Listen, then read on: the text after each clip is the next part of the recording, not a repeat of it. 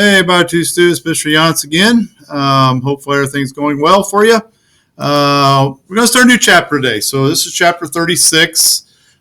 Deals with animal reproduction with a special emphasis placed on, obviously, human reproduction.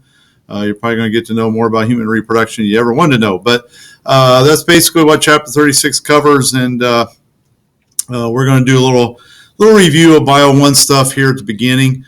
Like we do for a lot of chapters, just to kind of get things started. So you see on the screen a couple sea slugs, higher forms of life. They'll carry out sexual reproduction. That's mainly what we're going to focus on in this chapter. We'll talk a little bit about asexual today, but for the most part, pairing up for sexual reproduction is what most higher forms of life do. It takes on many forms, as I will talk about. But here's the thing. The population outlives its members only by reproduction. In other words,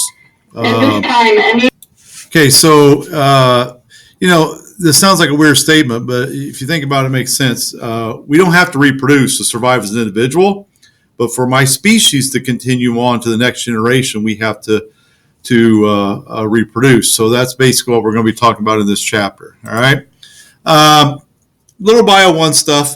What is the advantages and pros and cons of both? Sexual reproduction, obviously, is where we have a sperm and an egg, and then we form a zygote.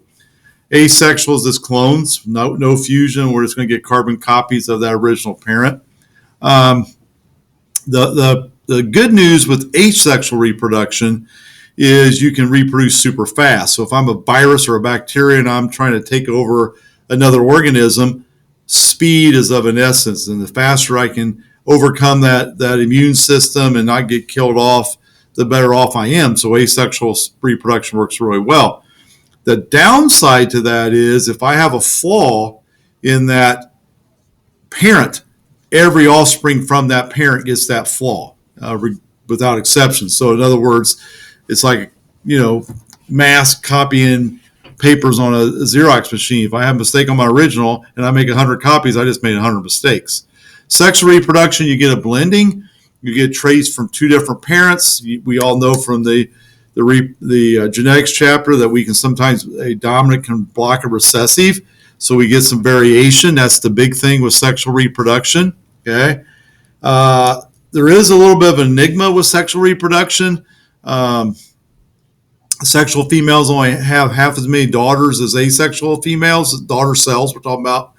And that's, and there's a window of time. A lot of these organisms, such as humans, can reproduce, and that's, we have hang on a second. So that's the downside to it.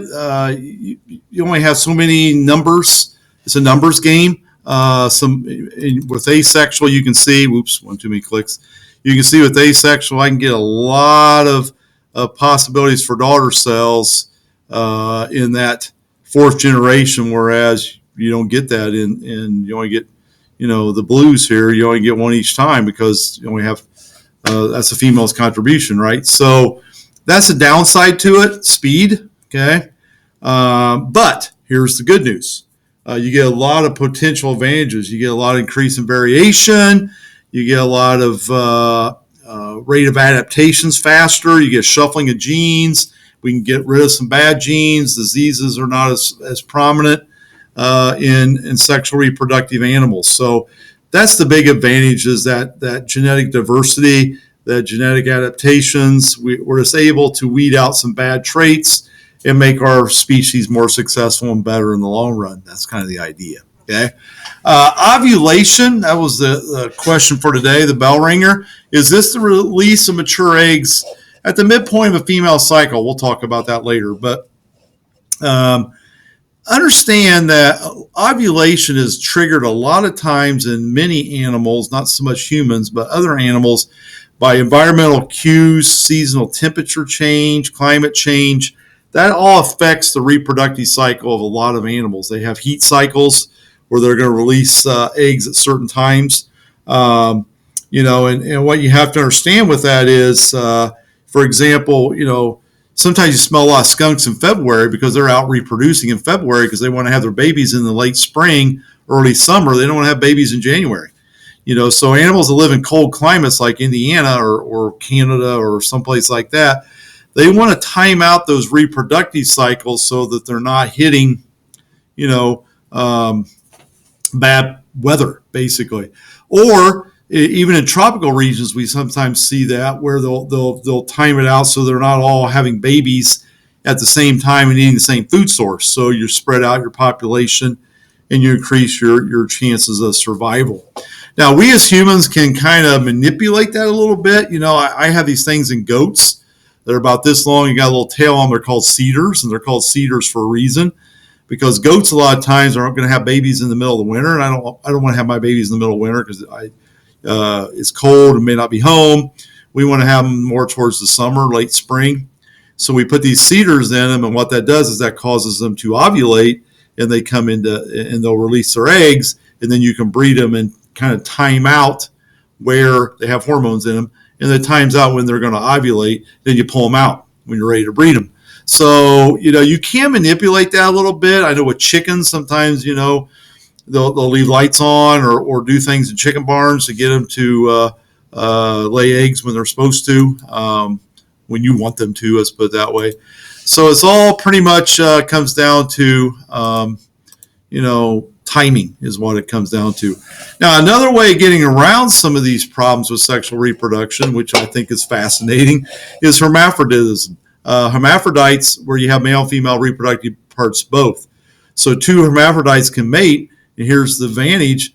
All of them can get pregnant, so your entire population can have babies instead of just half your population or less.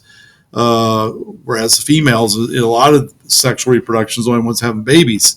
So a good example of this would be earthworms. They actually have this clitellum, a little band around them. It releases a mucus-like thing, and they literally will transfer sperm. They line up opposite each other, and they transfer sperm to each other, and they get each other pregnant, and they all can have babies that way. Kind of a little bit different. Some things can even self-fertilize, which kind of takes away your advantages of genetic variation. So it's all about having enough babies to replace mom and dad. So you got to replace both male and female. And I talked a little bit in my class about that's why when numbers get really low with a lot of organisms, some animals, we'll bring them in a zoo setting and we'll do captive breeding with them and try to get their numbers up so we can release them hopefully back into the wild someday. And I think that's what's important to understand. I went to Columbus Zoo over spring break, and I saw a lot of species. Their numbers are getting critically low, and they're breeding them in the Columbus Zoo. And then they have another part of their zoo, which is called the wilds, which is thousands of acres where they can run on, and you can release them out there. And then maybe eventually, if we get their numbers to a certain point, we can get them back to where they came from and get them reestablished in their native habitats where they come from originally. So, humans try to help that out a little bit in lots of different ways, and we'll kind of talk about that as we go. Hopefully that makes sense. If you have any questions, as always, shoot me an email. Let me know. Hope that makes sense. This little introduction stuff today, and then we'll kind of get into more detail later. Okay, have a good day. We'll talk to you later. See you. Bye.